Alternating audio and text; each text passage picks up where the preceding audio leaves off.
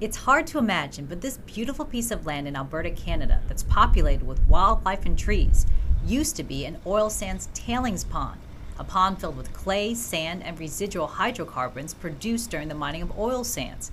Canadian oil producers and the government have laid out a comprehensive strategy to protect the environment while producing energy. Alberta is the only jurisdiction in North America that has introduced a carbon tax, and we've allocated $2 billion to carbon capture and storage.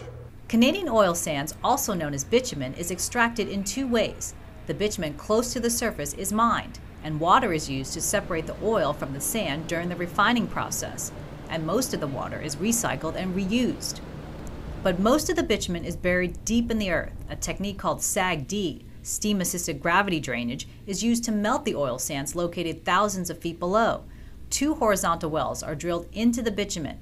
One well releases steam, and the other collects the melted bitumen and brings it to the surface in a pipeline. SAGD operations, like the ConocoPhillips facility in Surmont, Alberta, look more like water treatment plants. That's because, like the mining process, it's critical to recycle the steam. The less water used, the better it is for the environment.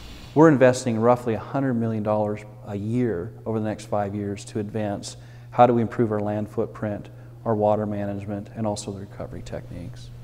Canadians say preserving Mother Nature is as important as producing energy because it's the law and the right thing to do. If there was a desire by industry to destroy the environment, Albertans aren't going to let that happen.